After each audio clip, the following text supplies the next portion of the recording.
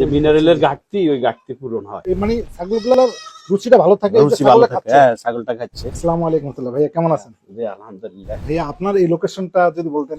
Begumganj, Noakhali, Sultanpur আলাইয়াপুর union, Sultanpur গ্রাম। ভাইয়া এই যে ব্লগগুলো আমাদের থেকে কতদিন আপনি নিয়ে আসতেছেন?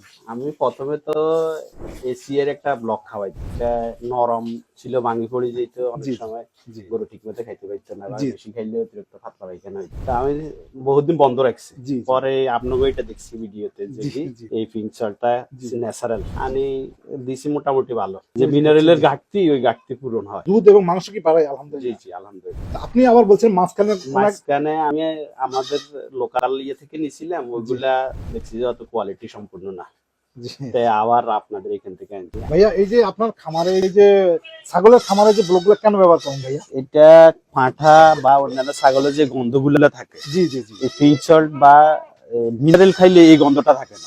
মানে ছাগলগুলোর রুচিটা ভালো থাকে, এই যে রুচি ভালো ছাগলে থাকে, খাচ্ছে। হ্যাঁ ছাগলটা খাচ্ছে। আর এই মিনারেলসটা খাওয়ার কারণে কি ছাগলের মাংস বা হ্যাঁ, তেলতেলা ভাব? তেল তেলে ভাব থাকে। জি আপনি বলেন আমরা কি ভালো মানের পিংসলটা জি দিচ্ছি জি, ইনশাল্লাহ? আপনাদেরটা ভালো। আপনাদের মতো যারা আমাদের ভালো খামারি ভাইরা আছে তারা কি ইনশাল্লাহ আমাদের থেকে এই ব্লগগুলো নিতে পারে? ইনশাল্লাহ ইনশাল্লাহ, খুব ভালো। প্রতারিত হওয়ার তো কোনো না, সম্ভব। আশা করি প্রিয় খামারি ভাইরা আমাদের এই ভাইয়ের মাধ্যমে আপনারা জানতে পারছেন।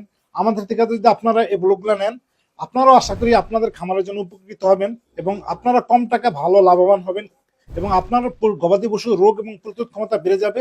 মিনারেলসের ঘাটতি পূরণের সাথে সাথে মাংস এবং দুধও বৃদ্ধি পাবে। আপনারা যদি ভাইয়ের মতো এরকম আপনার খামারে এই ব্লগগুলো ব্যবহার করতে চান, তাহলে আপনার আমাদের স্ক্রিনে নাম্বার ফোন করুন অথবা অর্ডার বাটনে ক্লিক করে আপনার অর্ডারটি কনফার্ম করুন।